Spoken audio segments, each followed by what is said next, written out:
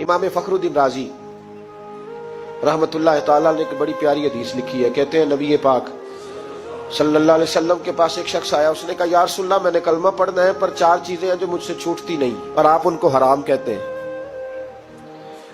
तो हुजूर आप हुक्म करें क्या करूं। फरमाया चल तू बोल वो क्या है। कहने लगा जी मैं शराब का भी आदी हूँ। माज़अल्लाह, बोलिए अस्तगफिरुल्लाह, सारे बोलिए मैं शराब का आदी हूँ, मुझसे छूटती नहीं। और फिर कहने लगे मैं चोरी का भी आदी हूँ, जाती नहीं। और तीसरी बात ये कि मैं माज़अल्लाह सुम्मा माज़अल्लाह जिना का भी आदी हूँ। और चौथी मेरे अंदर बीमारियां कि मैं झूठ बहुत बोलता हूं।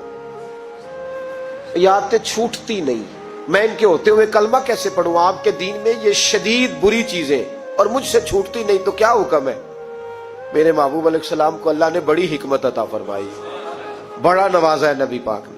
हुजूर ने बड़े खूबसूरत जुमले कहे। फरमाया कुछ सौदा कर ले मेरे साथ। अर्ज की हुजूर हुक्म हो। फरमाया चारों में से एक छोड़ दे, कलमा पढ़ ले, सौदा कर ले। कहा हुजूर हुक्म करे कौन सी। सहाबा कहता है अब हम घूम रहे थे कि ये क्या बात है, चारों चीजें हराम में कतई है। हुजूर कहते हैं एक छोड़ दे, मैं एक वादा कर। कहा या रसूलल्लाह हुक्म करे। तो सहाबा कहते हैं अब जब हुजूर ने कहा ना एक छोड़ दे तो हम फिर तज्जिया कर रहे थे कि शराब बड़ी गंदी है, जिना बड़ा गंद है, चोरी किसी के हक में डाका है, जुल्म है। लेकिन मेरे नबी पाक अलैहिस्सलातु सलाम ने क्या खूबसूरत फरमाया। फरमाया चल तू झूठ छोड़ दे। क्या छोड़ दे। अल्लाहु अकबर। फरमाया झूठ छोड़ दे। अर्ज की बाकी। फरमाया बाकी अल्लाह फजल करने वाला है, तू झूठ छोड़ दे। अब लोग कहते हैं कि हम हैरान थे कि इतनी गंदी चीजें, शराब भी, जिना भी, चोरी भी, और हुजूर ने सिर्फ झूठ छुड़वाया है। वो सरदार कहता है मैं घर गया, शराब की बोतल पे हाथ डालने लगा। दिल में ख्याल आया शराब पी के सहाबा के मजमे में जाऊंगा, तो अगर किसी सहाबी ने पूछा कि तूने शराब पी है, झूठ बोलूंगा तो नबी पाक के वादे का क्या बनेगा, और सच बोलूंगा तो उस महफिल नूर में बैठूंगा कैसे शराब पी के। कहते 2-3 दफा हाथ बढ़ाया पर मजा नहीं आया। मैंने पटखी दीवार के साथ बोतल, मैंने कहा ये तो गई, ये नहीं पीऊंगा आज के बाद।